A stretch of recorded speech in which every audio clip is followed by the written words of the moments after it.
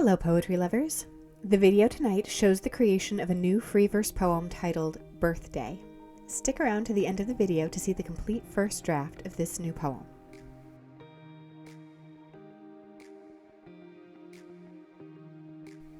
When I sat down to write this poem, I had absolutely no idea what to say. I'd spent over a week slowly recovering from the flu, and I felt so exhausted that I hadn't had an interesting or creative thought in that entire time. But I set a goal of writing a poem every week this year. So on Saturday afternoon, I sat down at my desk and racked my brain for something, anything that I could write about. I started out trying to just think of an image I could write a haiku about, just so that I could get 17 syllables on the page and go back to binging Brooklyn Nine-Nine.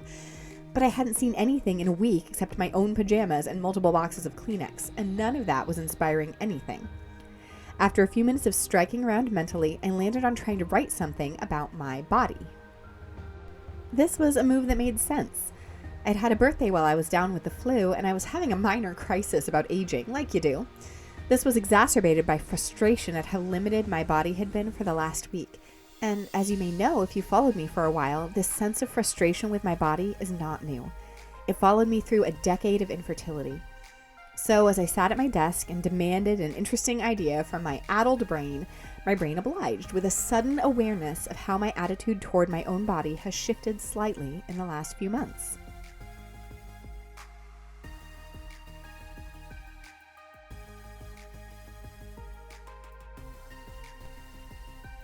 With that new idea, I was eventually able to get started. I wrote slowly as I figured out which details to include and how to phrase them. My focus in this section was to establish as much understanding for the reader as possible with only a few phrases. I used repetitive phrasing and biblical allusion, as well as some helpful dashes, and all these elements worked together to move the poem forward with a bare minimum of details. Here, as I was just trying to move toward my goal, I came up with a new idea that shifted things for me slightly and gave me some direction toward an ending.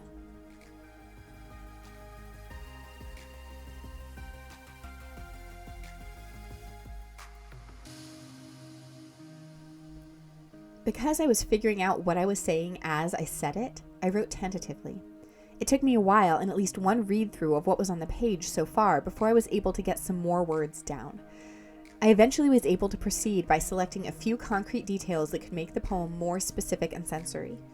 I wanted to bring in another thematic element, and I used a question for that, which is a strategy that I think can work well when the question, and not necessarily the answer, is what's important for the poem.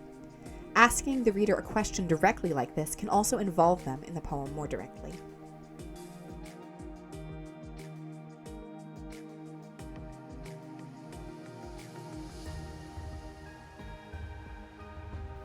The ending continued to develop slowly for me as I landed on just a few specific sensory details paired with more thematic phrases or words. I wanted the poem to be fairly short, not to waste any words, not to demand any unnecessary energy. Whether this was a thematic impulse or whether I was just tired, I have no idea, but I wrote haltingly as I chose just a few images. Looking over the poem now, I realize how the word I runs through the center, showing up multiple times like a refrain, and it seems so fitting for the theme of this piece.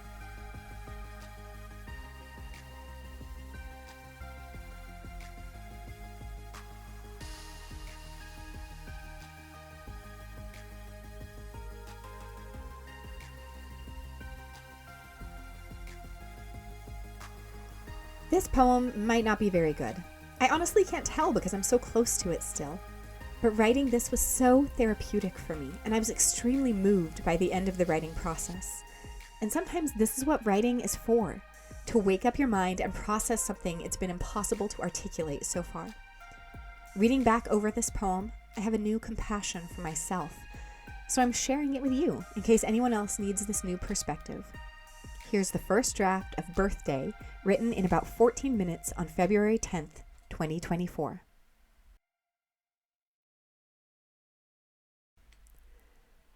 Birthday. After so long, after so many voices saying my body is sin, after countless bruises from stabbing needles, after years of fighting my own flesh and blood, I greet my body. I let her rest. I choose the deepest pillows, the most plush coverlet. Can I forgive her yet? I give her satin and rose water, senseless beauty. I linger in the shower, shaving. At last, I allow loveliness without purpose tell my mirrored face, enough. You've done enough. Thanks for watching this episode of Ars Poeticat. If you liked watching poetry happen, please like and subscribe. Then go make some art.